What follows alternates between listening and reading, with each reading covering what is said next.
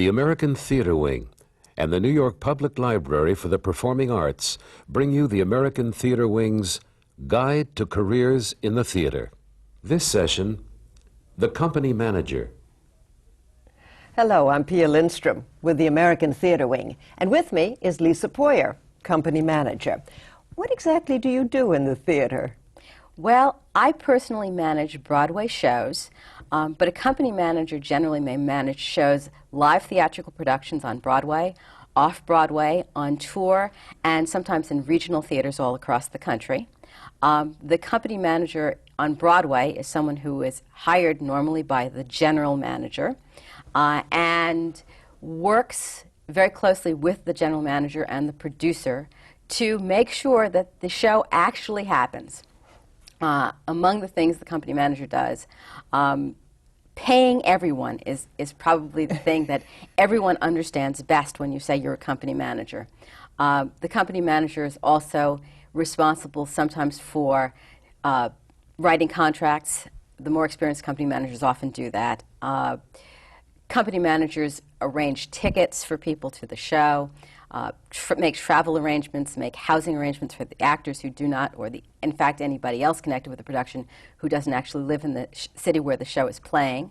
And that's just a short list of the many things that the company manager may be called upon to do. When you say negotiating a contract, there are a lot of unions in the theater. Do you have to deal with all of these unions? Well, all the unions that have jurisdiction in the theater where you're playing, and that is not the same in every theater. For example, there are many more unions that have jurisdiction on Broadway, where I work, than have jurisdiction off-Broadway or in a resident theater. There are different unions in different cities, so if your show is on tour, you may be dealing with Local 2 in Chicago, that's the stagehands in Chicago.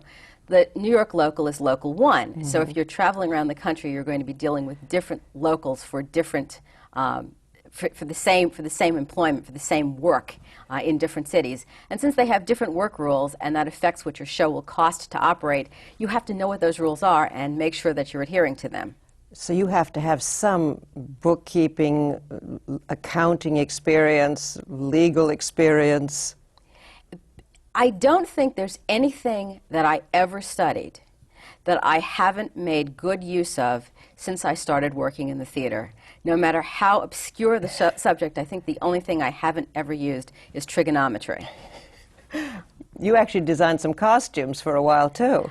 When I was in school and when I was doing my first job, commercial job in the theater, I did some moonlighting, designing costumes, and that was a lot of fun.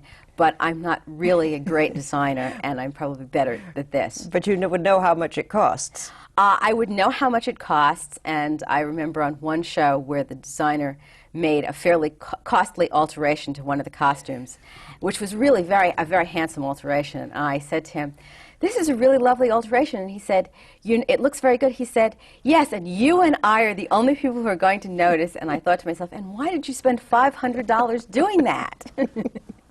So when you say payroll, you have all the checks? You come once a week and pay everybody? Every week I pay everyone, and I actually personally sign the checks, and then I go around and I hand them to people who are in the theater every Thursday night. And the other people get their checks mailed to them, and I actually sign them. Did you have to worry about income tax for performers? We have a payroll service. We have a payroll service, and the payroll service is responsible for calculating the taxes, but then I have to remit the tax payments every week. So it's included in the list of payments that I'm obliged to make. And in addition, we have ordinary bills for things like advertising, and checks have to be written for that, and I write them and I sign them and I make sure they get to the people who need to be paid. Do you go to all the rehearsals? No, I don't. I probably don't normally go to rehearsal more than once or twice a week unless something very important is going on. I have to go and pay them when they're in rehearsal. But other than that, I usually leave the people to the rehearsal, to the director, to the stage manager. I let the actors work with each other because this is time that they need in rehearsal. If it's a large company, particularly if it's a large company from out of town, then I do go down to rehearsal more frequently because they have questions about just how to live in New York or wherever we are. But otherwise, I generally don't spend a lot of time at rehearsal. But I do go to every performance. Once we start performing, I'm there at every performance, barring unforeseen circumstances. And I go around and I see people, I say hello, I find out what they need. They tell me I have a ticket problem, I need to change my flight. I have just been evicted from my apartment. I need to order, the crew will come to me and say, oh, I just ordered 2 more lamps, and that could be a couple of $100, depending what kind of lamps those are. Or can you pass along the word that we need to have a call in order to make certain repairs? When you have a call, it costs extra money, and that's one reason they're going to say, or I'm going to give you this note to take back to the general manager because here's a long list of things that we need to have approved. Because generally, the general manager is responsible for approving substantial expenditures. And you attend every performance. You must see a lot of plays, Well, or no, a lot of the same plays. No, well, it's not really. In fact, it usually takes weeks and sometimes months before I actually get to sit down and see my own show in its entirety. It's very funny. People are always astonished when I say, no, I haven't seen the show yet. No, I haven't seen the show yet, and we've been running for 3 months. But it's because I'm always working. I actually don't normally have to stay until the end of the performance. I only have to be there until we sign the box office statement, because one of the things that the company manager does is verify the money you took in at every performance. In the old days, when they actually were mostly dealing with cash, there was a system known as hard tickets. Now most box offices are computerized, but when I first started working in the theater, which was 20 years ago, we had hard tickets. Those are tickets where there's a ticket for every seat printed in advance for every performance of the run, or for 6 weeks or 8 weeks if it's a long run. They're kept in the box office in a rack with lots of little slots in it, and when someone comes up to buy a ticket, the box office treasurer goes over, pulls out tickets, and actually sells them. Today, most tickets are sold by computer, and instead they type in what you want, and they see what the computer will tell you is available, and then they spit them out after you've paid. The thing about hard tickets is that in order to figure out how much money you took in for the performance, you counted how many seats were left out, how many tickets were unsold, how many were still in the box office that hadn't been sold. You compared those to the tickets that had been taken in and torn and were put in the ticket box. And using an elaborate calculation, the treasurer would figure out how much you had allegedly made. The reason the company manager and the house manager, who does the equivalent job for the theater owner that I do for the production, had to be there and had to sign the box office statement was to make sure the box office wasn't stealing money. Which happens. Which still happens, but you have to use much more resourceful methods than that. Such as? Such as? Well, I suppose the easiest way to make extra money that's not really legitimate is for the box office to send seats over to a ticket broker who will then charge more than is allowed necessarily in New York. But if you send the tickets to a New Jersey ticket broker where you can scalp tickets for however much you want, if the broker chooses to send money back to the box office, there's pretty much no way we can ever figure it out. That's known as ICE, by the way, selling a ticket for more than its face value, more than the legitimate price, is known as selling the ticket for ICE. Which goes on. Which still goes on, but one of the reasons so many box offices have been computerized is it really has diminished the availability to engage in ticket fraud, because all you need is a conspiracy between the treasurer, the house manager, and the company manager on hard tickets, and you can do all kinds of evil things. So you're a sort of sleuth going there to be sure that the ticket price money comes into the producer. Absolutely. There are many stories of company managers being instrumental in uncovering fraud that involved people working at theaters. And most of this has occurred prior to computerization. More recently, there was a famous case in New York in which the performers realized that there were more people in the house than they were being told. And they detected a major fraud, and it was subsequently investigated, I believe, by the Attorney General's office. If the show goes on the road, do you travel with the company? Well, normally when a show goes on the road, there is a company manager. I don't necessarily go with it myself because I mostly work in New York. I have been out of town on a number of shows, but usually not as part of a long tour. I've done out-of-town tryouts of Fences and Lend Me a Tenor. And Fences also played for 3 months in L.A. after it closed in New York, and I went with it then. And we did a tiny little 3-week engagement, a week in St. Louis and 2 weeks in Boston last year of Death of Salesman with Brian Dennehy. But I don't usually go out on long-running tours, although a company manager would normally go out with such a tour. Is your office in the theater, or do company managers have their offices somewhere else? Usually in New York, the company manager's office is in the general manager's office. When you're on tour, your office is almost always in the theater. Do you have to be able to speak to many different kind of people in your job? In terms of public speaking, no, but communicate with a wide range of people, it's indispensable. And in order to do your job well, you have to be able to speak to each person in the way that he or she understands best as well. And so the concerns of the actors may be completely different from the concerns of the crew, which may be completely different from the concerns of the designers. And if you can't address those concerns well, you'll be doing a disservice to the production and to the people who invested in it. Because, especially on Broadway, producing a Broadway show is very expensive. Musicals are phenomenally expensive, but even plays now cost more than $1 million to produce. By movie standards, that's nothing, but when you bear in mind that a production, a live stage production, has continuing expenses every week for all the people who are actually employed on it live, it means that your initial expense may be small, but your continuing expense is much greater than the expense of, say, having a movie that's already on video. Right. What sort of a person becomes a company manager? An anal retentive one. Detail-oriented person? Being detail-oriented is very, very advantageous because there are a lot of details. There are so many. It's very much a Renaissance man, I say that in quotes, job. You have to be a generalist. You have to be able to do a lot of things, and you have to be able to do a lot of different things well. You have to be able to cope with last-minute changes, to work under pressure, and you definitely need to be able to pay attention and remember a whole lot of things at the same time that may not have any relation to one another, except that you have to do all of them. Just to give you an example, on Sunday, I was at the theater, and I had one person who hadn't handed in his information about how he was traveling back home, and I had to make sure I got that. I had two people who had ticket requests for performances that were coming up. One of the producers came by because she was afraid she hadn't arranged tickets for somebody that she had in fact arranged. I had an actor leaving the show, and so I had to make sure to say goodbye to him. I had two actors who were coming in because one actor who's in the show is taking over the role. The actor's just left. And a new actor's coming in to replace the second actor. So they both need contracts. I had some other actors who needed minor alterations to their contracts to comply with an equity rule. That equity is very insistent. We dot all the I's and cross all the T's, even if it has no practical effect. So I wrote a few contracts. I had an actor who injured himself and needed to know what he should do to file a workers' compensation claim, and I now have to make sure that I get that form to the insurance company when I go back to work tomorrow.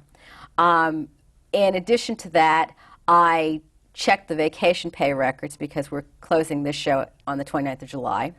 I had to double check. There's a new equity requirement involving a 401k plan. I had to make sure I calculated that correctly. We've just finished an accounting cycle, so I've got to check the accountant's financial statement and pay royalties tomorrow. And those are only the things that came up yesterday. Oh my God! It sounds like something between an enforcer and a mother hen. Sounds like. That's just about right. One of the members of the crew said, "Oh yes, I bought 2 more lamps for the just to let you know I bought 2 more lamps." And someone else said, "Oh yes, my sub who was coming in is not for me is actually not going to work, so he made a last-minute payroll change." Well, if you had to describe the personality of a person who became a company manager, what kind of personality would he or she have? A sense of humor is a very, very desirable thing. Having a sense of humor is indispensable because at a certain point, there's always a point in the process where if you aren't amused by what's going on, you'll just go and beat your head against the wall. I have a story that I don't know if this is a true story because it was told to me, but it gives you the flavor of the thing. There was a show doing an out-of-town tryout in Boston, not my show. They had a production meeting and said, the second act set really doesn't work.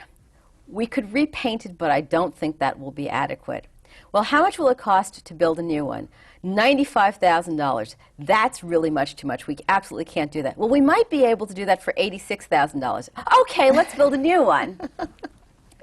On one of my own shows, Angels in America, there was a point where the design teams decided that it would be really nice if a bed that was part of the set could suddenly be put on hydraulic lifts. I would like to tell you that we didn't do that, I'm happy to say. But after you've canceled a performance and you've done extra rehearsal and you've had technical glitches, the idea that they want to add hydraulic lift to the show at the 11th hour is very disconcerting. If you were going to advise somebody on what courses a person could take in order to prepare for such a job, what would they be? I don't know that there's any particular undergraduate course that you could take. However, a rigorous academic education is very desirable. It happens that I am a licensed attorney. I'm a member of the Bar of the State of New York. That's pretty unusual, although I am not the only member of my union, which is the Association of Theatrical Press Agents and Managers, which, as you might imagine, represents company managers, house managers who do the same job that I do, but for the theater owner, and press agents. It's an odd combination, isn't it? The union was actually started by press agents. I understand that it was actually an outgrowth of the old Yiddish theater in New York, and I'm not quite certain how they organized. They've been around, I believe, since the 1930s, and I'm not quite sure how house managers and company managers ended up under their wing, but they did. But they did. It's an odd combination, but there you have it. If you wanted to study to become a company manager, the best thing you could have would be a rigorous academic education. Because you have to do so many different things. Even if you never write any contracts yourself, and more company managers do end up writing contracts, you have to read all these union agreements and be able to understand and administer them. The equity agreement is 130 pages long. And there are so many unions. Just on my side of the table, on the company manager's side, there's Actors Equity, the Association of Theatrical Press Agents and Managers, the International Alliance of Theatrical Stage Employees, which at PAM, my union, is actually now under their umbrella, but the IA, which is what it's known as by everybody, independently represents stagehands who work on the show. The Theatrical Wardrobe Union, the United Scenic Artists, the Society of Stage Directors and Choreographers, the Dramatists Guild, the Makeup Artists Local. I don't think I've missed any of the big ones. You may also have musicians working directly for the show. And that's just on the production side, because there are stagehands, there are ushers and ticket takers, there are porters and cleaners, there are box office treasurers, there are AdPAM members, all working for the theater as well. Well, would accounting be useful to take? Accounting would be useful. One of my friends who is a company manager is a former accountant. He started out as an accountant and then became a company manager. There are probably 3 or 4 other people who I know who are lawyers, who became company managers as well. But one of the things that is really common now is people are going to graduate school and getting degrees from graduate management programs after they finish college, some of which do purport to teach management. I think that some of them actually do quite a nice job, because I've worked with some of the people who have gone through those programs. And I understand, I didn't go to it, the one at Columbia, which was started after I was already working in the theater, seems to be a rather good program. And that's in theater management? In theater management, or in sometimes arts administration. What about bookkeeping, all those things? I mean, do you Well, there's a large accounting component to my job, but if you work on Broadway, every Broadway show has an accountant who comes in every week and actually crunches the numbers, prepares a financial statement, does the quarterly and annual tax returns. So while I spend a lot of time paying people, checking out that the theater has given us the amount of money that I think that they're supposed to have given us, and contesting it if I think they haven't, making sure that people, that the bills get paid, that the royalties have been calculated accurately, and so forth. making sure the investors get the amount of money they're supposed to get when money is returned to them, keeping track of the investment as it comes in when the show is beginning. There are so many other things that are not bookkeeping related. You can't underestimate the importance of having the ability to, as you mentioned before, dealing with people. If you don't do that well, it makes the job very difficult. People have to like you, in a certain sense. It's very helpful if people like you. They don't act, it's not essential that they like you. Should they be afraid of you? Well, I don't particularly like people to be afraid of me. I'd much rather they respect me. Yeah. I generally try to earn that respect by being fair and accurate, and not mean-spirited. I don't know if I always succeed, but that's what I try to do. I don't know that every company manager is adored and loved. In part because sometimes you're obliged to enforce rules that people don't like. I have on occasion actually had to deliver notices to people telling them they were going to be fired or that their contracts weren't going to be renewed. Because as the producer's representative, that was one of the things that I had to do. Or I've had to compose a letter putting somebody on notice for, showing up at the theater inebriated. So you don't only get to do fun things. I've had occasions where, I had one occasion where a stage manager had run up a really huge phone bill, and the general manager wrote a note saying, please monitor the use of your phone, and the stage manager tore up the note, threw it at me, and cursed at me so loudly that everyone in the entire theater could hear him. That person came to a bad end subsequently, and I didn't have to do anything about it in connection with that show or ever after, but it's a true story.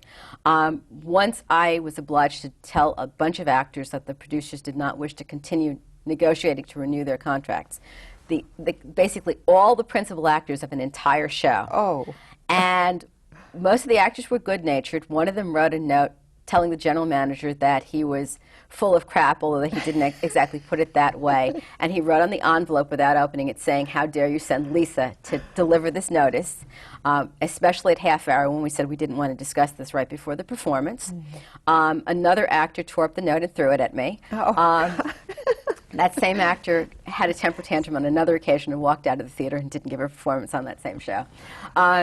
And you have to try to cope with those things. You have to try to smooth ruffled feathers. That walkout was the result of the hair supervisor dismissing his assistant who was not working to his satisfaction without giving any of us any notice about it. And the actors sort of staged a labor strike in connection with that.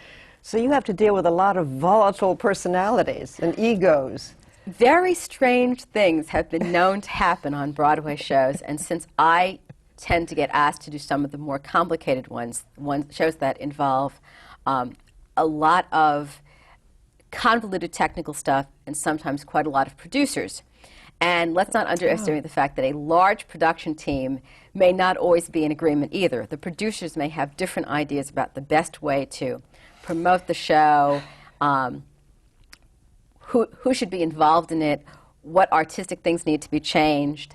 And while the company manager is not necessarily the person responsible for, in charge of responding to all of their requirements, you definitely hear about some of them, and you have to respond to some of them. On the show that I'm working on now, a lot of my producers wanted to arrange groups for friends and colleagues to come and see the show who were going to buy tickets. And they would call me because they wanted to make sure they got really good seats, and they wanted me to look up what the best date was. They didn't want to go through the box office. So you can end up doing almost anything for anyone connected with the show at any time.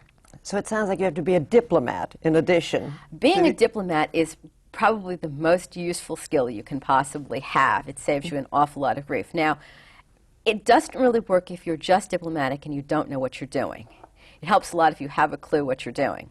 But your job it's a very difficult job to do if all you have is technical skills and no diplomacy. That doesn't sound very good.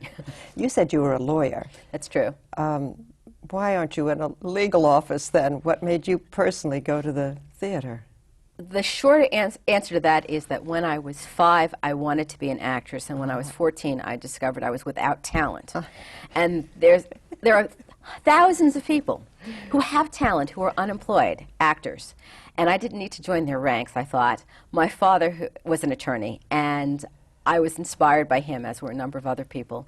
And I decided to go to law school, but once I was there, where I had a wonderful time in law school. But once I was there, I realized I probably didn't want to practice law. I was spending a lot of time working on the law school show, which I costumed the first year, when I was in my first year of law school, and produced in my second year of law school. And after I did that, it occurred to me that there might be some other work that I could do in the theater that I'd never thought of before. And so during my third year of law school, I started looking for work in the theater, and about 6 months after I graduated, I was finally offered a job. And my first job was not as a company manager, it was as a house manager. I was hired by the Schubert Organization, which owns 17 theaters in New York, 16 and a half theaters in New York, and several theaters in the rest of the country, to manage the Schubert Theater in Chicago, which is a 2,000-seat theater that the Schuberts no longer own. They've sold it, I believe, to the Nederlanders. But at the time they owned it, they sent me there, and I was there for in Chicago, and they sent me there for 3.5 years. And I stayed until I got a card, a union card, a membership in the Association of Theatrical Press Agents and Managers. And I very much wanted that union card because there were so many people who couldn't believe that after I'd graduated from Harvard College and Harvard Law School, which is really rare, that I, having gotten admitted to the bar, that I wanted to stick around and work in the theater. And if nothing else, I needed the union card to prove that I was serious. Well, what is union scale for your job, company manager? It's $1,589 a week, I believe. And then you can negotiate up from there? What's the top salary that a company manager could earn? Well, I don't know what the top salary is, because you get paid a lot more to do a play, and you get paid much, much more to do a musical rather than you do a play. And you get much more to do a musical out on tour. Let's say a musical out on tour. Well, I'm sure that some of my colleagues are much better paid than I. I'm sure that some of them must be making at least $2,500 a week plus per diem. Okay, so we know at least what the... You pay all the bills that come in? Yes, I do. For that, the furniture, the rugs? When they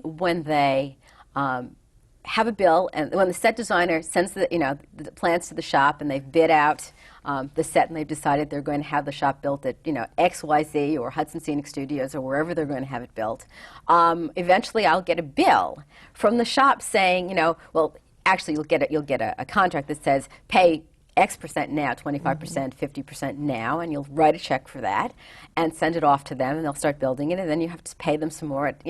Usually you pay it in 4 installments for something like the set, or you'll get a bill for, pay $21,000 now for the sound equipment, and I send a check, or pay $52,000 by May 1st for the non-appearance policy for the star to the insurance company, and I write those checks and I send them to them. Well, where does the money come from? The producers? The producers have to give you a fund? The producers have to raise the money. The people producing the show either put up the money themselves, and I've done several shows where only 1 or 2 people actually put up all of the money themselves out of their own pockets and did not have investors. And I've had other shows. For example, the show I'm working on now has over 50 investors, and that's a play. It's a large number for a play. Angels in America, which I company managed many years ago, had, I believe, 78 investors, which is quite a lot for a play. A lot to but a musical could have more than 100 investors. And some of the investors may actually be investor groups, so they're actually people who've pooled their money and made one investment through one legal entity. And that's very common as well. The producers go out, find investors. The investors make a contribution. There may be a requirement that it be a certain amount of money, or not more than a certain amount of money. And your show is capitalized at some specific figure. And when you've raised that, you're in a position to produce the show. So they put that money in a bank account that you have access to? They send the money to me, and I put it in a bank account that I have access to. Oh, they trust you a lot. Well, you do have important fiduciary duties. My favorite story is that when we did Angels in America, that show, I don't think I'm giving anything away, was capitalized at in excess of $2 million. And the money was raised very, well, I wouldn't say slowly, because it wasn't raised slowly. The show was put together extremely quickly. And we needed to start work on it before all the capitalization came in. So the lead producer, which was Jujamcyn Theaters, and the show played in a Jujamcyn Theater in New York, advanced money to produce the show. So at a certain point, Jujamcyn had advanced a lot of money. We had the entire capitalization in, and we were able to close the partnership. It was a limited partnership. And at that point, Jujamcyn wanted to get back the money that it had put up as a non-interest-bearing loan. And they called me up and said, Lisa, could you possibly wire us this money back? And so over my signature, I wired a lot of money back to Jujamcyn. And I sent a wire to the bank, and I signed it. And it was my doing that it got there. You studied government. I did. You said that everything you studied helped. How did studying government help you? Well, if nothing else, it's made for good discussions with various people I work with. I studied government because, of course, when I was in college, I intended to be an attorney, and that was a good background for that. And also, that was something that I was interested in. I guess I should stress that it may be more valuable to study something that you are interested in and learn it well than it is to study something that you think will be useful for a career in the theater, because anything and everything may turn out to be useful for a career in the theater. You can't actually tell in advance. I studied government because I was interested in it, because I was intending to go to law school, and I did go to law school. But it enabled me to have great debates with the treasurer of a show that I did many years ago, who disagrees with me on just about every political issue known to man, and with the star of one of my other shows recently, who also disagrees with me. But we could have intelligent conversations, and these weren't adversarial discussions. These were friendly, serious, well-reasoned discussions, and it enabled us to have a relationship that went beyond just counting the money or just arranging the tickets. And that's very valuable in making, the entire work experience a pleasant and interesting experience. But just to give you an idea of the weird things that became useful, one of the shows that I company managed on Broadway was a show called Gypsy Passion, and that show involved literally gypsies from Spain who were doing traditional dance, and the show was produced by the government of Barcelona, Spain. The company did not speak any English, and one of the reasons that I was hired is that my Spanish was pretty dead at the time. It's actually in better shape now than it was then, but at least I understood some Spanish, and that was considered to be valuable. I also worked for 2 years in the not-for-profit theater between the time I was a house manager and the time I began company managing on Broadway. And the job that I had in the not-for-profit theater was working for a small not-for-profit company in New York that does French language plays in English translation. And everybody there was fluent in or bilingual in French or trilingual in French, English, and something else. I was the only native speaker of English, really, in the entire place. But one of the reasons I got hired is that I had studied French. Pretty much anything you learn may turn out to be useful. Sometimes it's helpful that I know how many pints are in a quart. I'm not joking. It was a discussion at work last week. How many pints were in a quart and how many quarts were in a gallon? They needed that to pour liquid on the set, or no? We needed to figure out how much we needed in the way of supplies for a party, I think. Oh. One of the things I often end up doing is planning parties, for the Tony Awards, if the show's been nominated for Tony Awards, or working on the opening night party, or doing the opening night seating. Yes, there's no shortage of more jobs that I could mention that I do. You're a party girl, diplomat, enforcer, godmother. And that's why I say you never can tell in advance what you've learned that will be useful. So the first piece of advice that I have for anybody who is thinking of going into this line, or indeed to do any work in the theater at all, I think at this point, is get as much education as you possibly can. Stay in school as long as possible. Now, it's very interesting. 25 or 30 years ago, I think that there were a lot of people who were company managers who hadn't even necessarily finished college. That's very unusual, and while very few people are, accountants or lawyers who are company managers, there are more and more people who do have MFAs in theater management or arts administration, or have some other graduate study. And you're probably more and more at a disadvantage at getting a job in the theater, in arts administration generally, if you don't have that. So you need an advanced degree, or would be helpful. Well, it's helpful. I mean, certainly you can still finish college, I can't imagine it would be easy to get a job doing this without finishing college, not because you would be incapable of doing the work, but because you have too much competition from people who have better credentials on paper. And if there's this much competition, that you'd have to do something extraordinary to get them to hire you if you hadn't graduated from college. Do you need to be artistic? No, not really. I think that many people who do this do have some natural taste, and it's very helpful because I spend a lot of time dealing with advertising, and I end up designing invitations to the parties that I end up doing sometimes. It helps if you can look at something and see whether or not it's aesthetic, but I'm not the designer of anything. It does help if I can tell whether or not it looks right.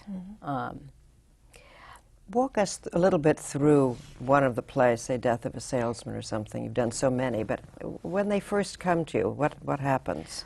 Well, what happened with Death of a Salesman is that Death of a Salesman had been produced by the Goodman Theater in Chicago. The Goodman Theater is a LORT theater. That's the League of Resident Theaters. And LORT simply means, LORT is a type of contract that Actors' Equity issues that determines the salaries for the actors and stage managers who work in the LORT theater. So everything about that theater becomes defined by the type of equity contract it has, because that's pretty much that. Well, it's not the only contract, it's not the only union that has jurisdiction in that theater, but it's the principal union that has jurisdiction in that theater. So the Goodman Theater produced a 50th anniversary production of Death of a Salesman starring Brian Dennehy. And David Richenthal, who was the lead producer on Broadway, saw the show in Chicago and acquired the rights to bring it to Broadway. He hired Robert Cole, who is a well-known Broadway general manager, for whom I worked many times, starting with Angels in America. Does it help to know the people? You work for the same people over and over again? I think everybody in the theater works for the same people over and over and over again. That's extremely common. If you're any good, the people you worked for before want to hire you again, and will tell you what they're doing next, and will offer you another job.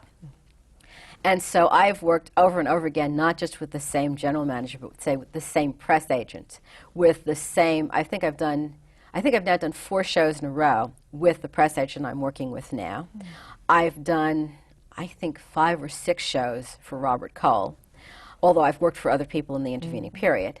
I've worked with my wardrobe supervisor on probably 3 or 4 shows, maybe 5 or 6 shows at this point. I worked with 2 of my Pink contract crew. Pink? What's the Pink contract? Pink contracts are the IA crew, the members of the International Alliance of Theatrical Stage Employees. The stage employees are called Pinks? The stagehands who work for the production, as opposed to the stagehands who work for the theater, are members of the IA. Right. They are called Pink contract crew because their contracts are literally pink.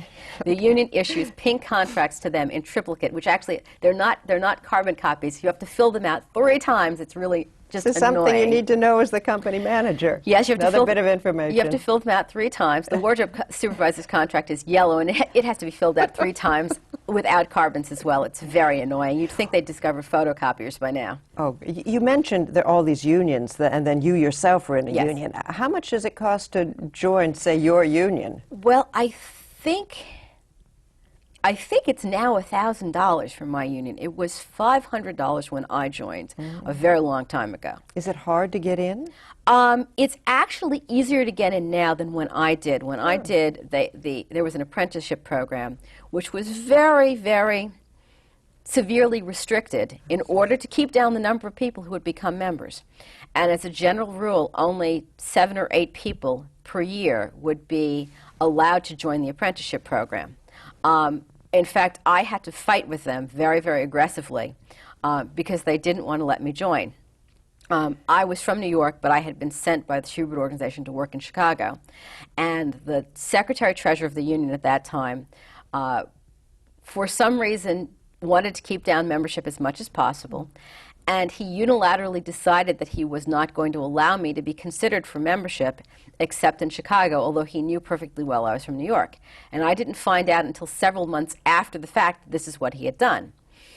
I nearly had to threaten to sue the union in order to be admitted. Wow. Since I'm a lawyer, and since they picked on the wrong person. And since they knew that I had gone and looked up the National Labor Relations Act and found a basis on which I could win, after about 12 months, I heard that the union's attorneys had decided that they didn't want to have anything further to do with this, and it's amazing how it all disappeared. But I did have to.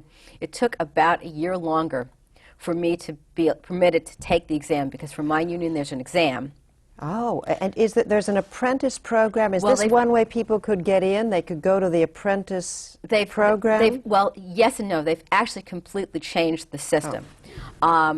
Now you can become what's called a no-ma'am, a non-member assistant manager, I believe is what the acronym stands for.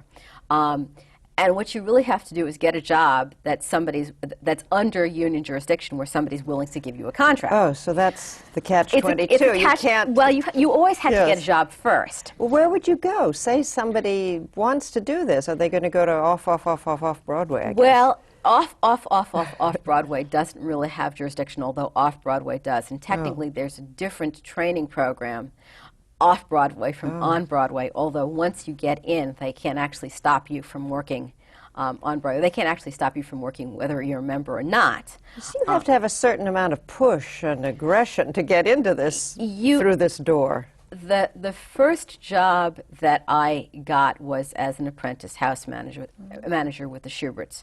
And I got that job because I found a way to introduce myself to the chairman of the Schubert, well, actually he was at the time, he's the chairman now, he was the president of the Schubert organization at the time.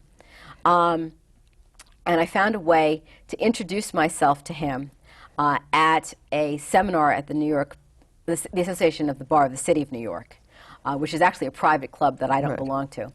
And after he spoke, I hit him up for a job on the spot. And when he interviewed me several weeks later, he said, and offered me a job working in Chicago. He said, "Lisa, I have an entire filing cabinet full of people who are better qualified than you and who have more experience, but I'm giving you this job because you spoke well and you have chutzpah." And that's another quality that you need. That's direct quote.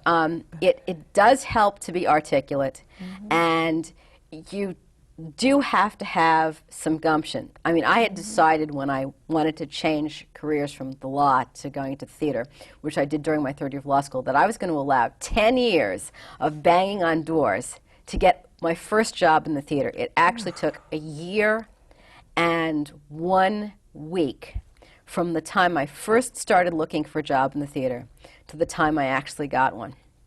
Okay. And I didn't look every minute of every day to try to find such a job, and I actually turned down a couple of offers that I knew were dead ends.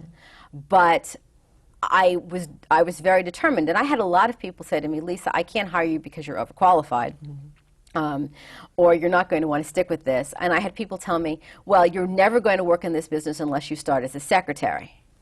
So I had wildly divergent claims, and I refused to accept either of those claims, either that I had to start as a secretary, since I still can't type to this day. You know, it's good that computers can correct very easily, or I'd be in big trouble.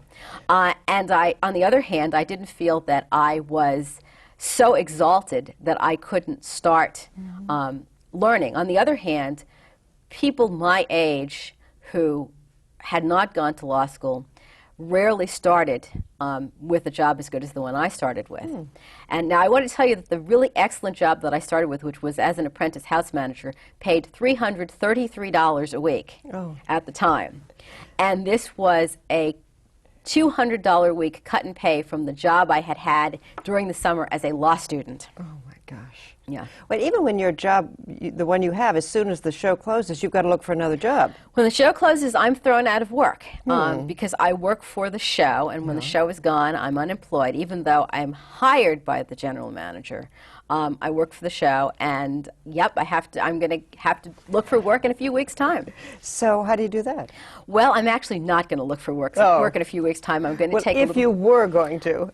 You'd send out your resume to other general managers, and if you wanted to change careers, if you were looking in the not-for-profit theater, you might look in Art Search and send resumes to people in Art Search who were listing jobs that you might thought you on might the be internet. Yeah, Art Search has an internet listing, and they also have a printed listing, which is you could get by subscription.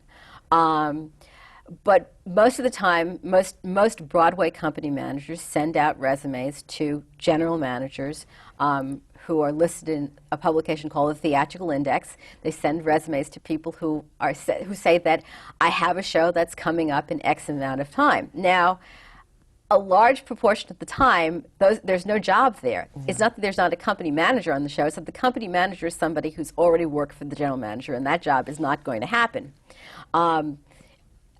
It's unusual that the general manager, that Robert Cull, doesn't ask me if I want to do something that he's got up his sleeve next. And sometimes I need to take time off, or I've committed to doing something else, or I'm not available, or whatever. And I say no, and that means that somebody else gets a shot at doing the job. But I think it's mostly true in offices. People are very entrenched because, as I say, it's not just that I've worked with Bob Cull. I mean, I did 2 shows in a row for the same producer. I did, I've lost count of how many shows in a row I've done for Bob. I've done about 4 shows in a row with the same press agent.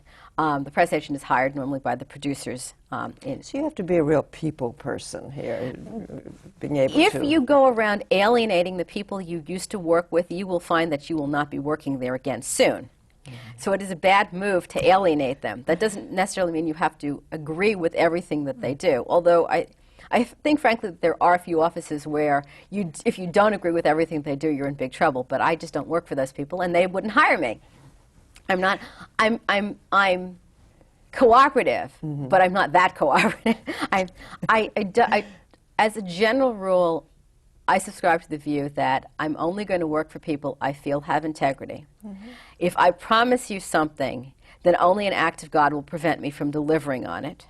And I don't promise you something that I don't expect to be able to deliver on.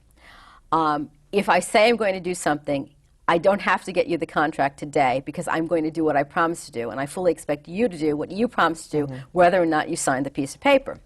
And I'm going to act in that way until you cheat me, because I'm not going to be cheating you, and then I'm going to beat you into a pulp. Oh, boy, that's what you got to have fists, too, to be a company manager. Well, do you love the theater? I do love the theater. Being a company manager is a very exhausting job, however, because you normally work 6 days a week. You work very long hours. You are frequently at work when everyone you know who's not working in the theater has time off. You get to work on national holidays. I mean, the number of times that I've had a show on 4th of July, Thanksgiving, Christmas Eve, Christmas Day, New Year's Eve, and New Year's Day on the same show is really quite a long list. Frequently now, shows take off a few of those dates, but they don't necessarily play all of them. But I've done shows where we worked every single one of those national holidays on the same show. So you have to like what you're doing, otherwise you wouldn't be doing it. If you're not enjoying this job, you really ought to go and sell insurance or work in construction or find something else, because there's a lot of insecurity. If you're working on Broadway, then while you're working, you are very well compensated, but you can be thrown out of work on 1 week's on 6 days' notice. You don't get any severance when you are thrown out of work. You could have to go look for a job and just start pounding the pavement from scratch. And while you're working, it's extremely demanding. You have to work very, very long hours. You have to juggle a lot of disparate tasks that conflict with each other. Well, what are the satisfactions? When you do a show for example, I mean, I've been enormously lucky. I have done so many really, really wonderful shows. I think I figured out that the shows that I've worked on have collected 50 Tony nominations and 20 Tony Awards in the time that I've been working on Broadway. That's a pretty astonishing statistic. Even my jaw drops every time I think about it. I've worked on several plays that were, you know, the most acclaimed of their, well, decade, actually. Fences, Angels in America, Death of a Salesman. I've worked on a bunch of really excellent shows. One of the reasons I've worked on a bunch of really excellent shows is that when people offer me jobs on shows that I think are going to be bad, I just say no. That's one of the privileges of having worked for 20 years and developed a decent reputation in the theater, is that you can say no and you can still expect that somebody else will offer you a job eventually. And I've decided that I don't want to work on shows that I don't think have any merit. So I've actually in the past turned down work on shows that were big hits that ended up running for 2 years. I have never, ever, ever regretted any job that I declined to do, and I have never, ever, ever regretted doing any job that I accepted. Can this, being company manager, lead to something else? An awful lot of company managers become general managers. That's very, very common. And in fact, most company managers who have the amount of experience that I do have already grown up to be general managers. And the only reason that I haven't done that is that I'm still trying to decide if there's any chance that I'm ever going to be able to write professionally, because I sometimes like to write, and I haven't sold a word. I wish I had. But until I decide that I don't want to do that, it's very difficult for me to say, all right, now I'm going to become a general manager, because that is the kind of job where when the show closes, because you have your own office, you have to run around and make sure that you have work. I like the fact that occasionally I'm off, because first of all, it relieves me of, after months and months and months of working 6 days a week and bringing work home every day on my day off. Today's my day off, and tonight when I go home I have to do the payroll, and it's going to be a very, very long and complicated payroll. So you're in effect working sometimes 7 days a week on a regular basis. And so I like the fact that I do get an interval between shows. But when you're a general manager, you really can't do that. I mean, you can take vacations, but it's very hard to close up shop. Do you take apprentices yourself? I'm entitled to, but normally on plays, I mean, I have trained people. Plays very rarely have assistant managers any longer. Unions have apprentice well, programs. no. Well, you see, but plays don't. Well, no, the musicals do. Okay. Yeah, okay. Musicals are the place where most of the assistants get hired. Sometimes an assistant will get hired on a play, when, especially in circumstances where the company manager is doing a lot of general management work. I mean, even more than I'm doing.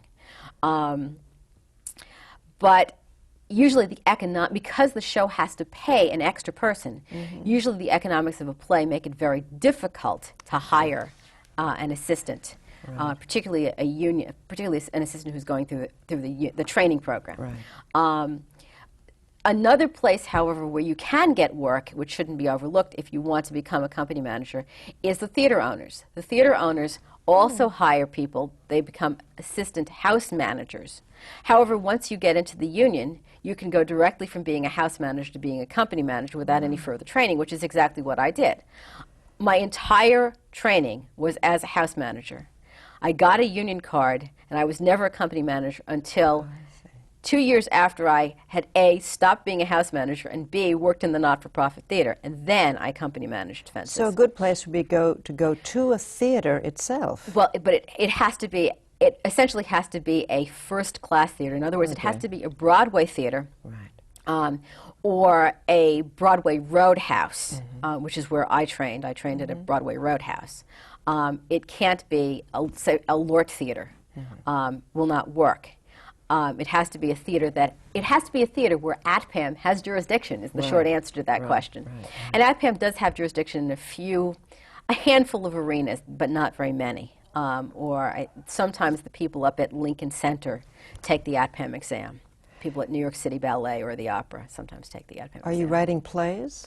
No, television and movies. Oh, television movies. Okay, not plays. All Not this play- and not plays. Well, you see, I've had the pleasure of working with some of the finest playwrights working in the English language, like Arthur Miller and August Wilson. I mean, the first play I company managed was August Wilson's Fences, and since then I've had the privilege of meeting Arthur Miller, and I've and even dead authors like like Oscar Wilde are not exactly slouches.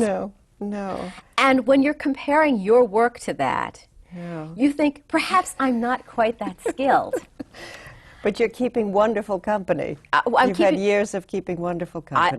I've really been extremely fortunate in my career, and I've had an enormous amount of luck in being in the right place at the right time, but also in saying the right thing at the right time and pursuing, seizing the day. That's it.